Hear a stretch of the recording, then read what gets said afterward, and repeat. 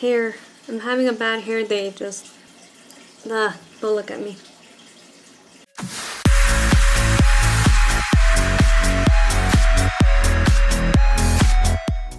So today the topic that I'm going to be talking about is speech and palate surgeries. Now I've had, I think of what I can count officially, about 2 palate surgeries and maybe 1 memory where my speech was very impaired. So the first palate surgery that I remember, I had to have been early teens. The reason I had it, I don't know, maybe like to continue my treatment. I'm not really sure.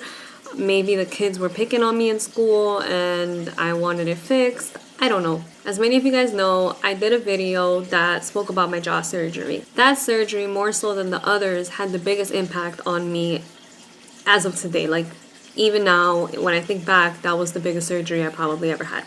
I'm happy that I went through with it and I did the surgery, but there was a lot of outcomes that I wasn't expecting before, during, and after. And one of the effects came after the surgery.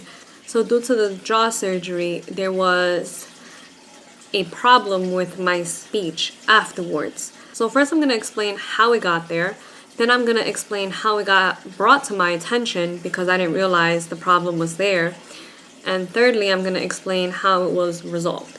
So after the jaw surgery, my palate was moved forward, right? Because they broke my upper jaw, moved it forward. So the entire thing just came forward. The issue was that when my palate came forward, everything opened. I just know it impaired my speech greatly, to the point where when I was talking, instead of air coming out of my mouth, which it was, most of the air was coming out of my nose. After I was able to eat food, instead of most of the food going down into my tummy, some of the food would actually travel upwards and get stuck right here. I remember I was eating food and I was with a family member and I kept doing the snorting noise thing that I used to do to get the food back down. And it was something that I didn't realize I was doing, or didn't realize I ever did, for that matter. And the family member just looked at me and was like, "Hey, can you stop doing that? It's gross." Doing what? Snorting that food. Snorting food? That's gross. Okay, so now fast forward in time. Now I am in, I think I was my late freshman year or my early sophomore year. And I was doing a group activity. So, all of us were just sitting there together and we're brainstorming. One girl, who wasn't really my friend, more of like a classmate, was in my group and I was throwing out an idea. And the girl just looks at me and she was like, "What?" And I repeated myself. And then she looks at another student and was like, "I don't know what she's saying. I could barely understand her. Like, I never understand her when she's talking." How do you react to that? Then, of course, curiosity killed the cat because I went home and I started recording myself. I indeed couldn't understand what I was saying. So I said, damn, another thing that's wrong with me. So lo and behold, the summertime came around and I went to my cleft lip and palate team and I explained to the doctors my concern with my speech. So I can't remember whether it was weeks or months, but I go back and they run a test on me. First, they gave me this numbing thing for my nose, which, I don't know, it felt weird, but they numbed one of my nostrils and they put a camera up my nose. On the screen, it was just a screen in the room. And you could see when I spoke how this area, because I don't know what it's called, but how this area would react to certain words. And the holes that I have inside my mouth, all the way at the back, they close every time I speak. And instead of closing completely, they were closing like this.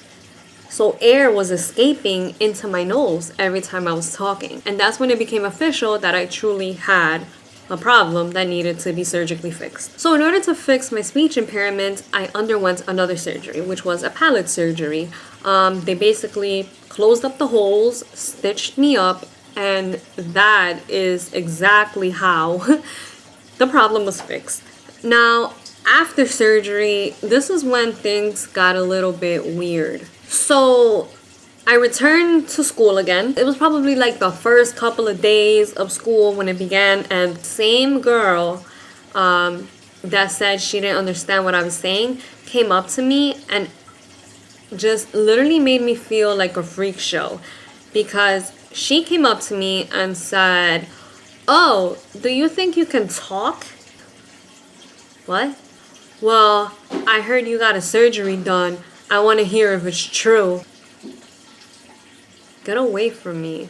And I walked away. So it was just weird. It was probably one of the first times I felt exposed, because it's something that people notice, you know, like it's just, I talk, you'll hear it. That girl wasn't the only one that did that to me. There were a lot of other kids, like after the word got around. And I thought that was so unacceptable. Like it wasn't cool whatsoever. I didn't appreciate that at all. So that was pretty much it. That kind of wraps this little segment up on what happened after my jaw surgery, to my speech and whatnot. So that's one thing, you know, if you're looking to have the jaw surgery, ask about this, see if it might be a possibility for you so you can be mentally prepared. I definitely know I wasn't. Like, I was not prepared for this. I didn't even hear it. And that's it. If you have any other questions, you can drop it down below in the comment box. Thank you so much for watching, and I'll catch you guys next time. Bye-bye.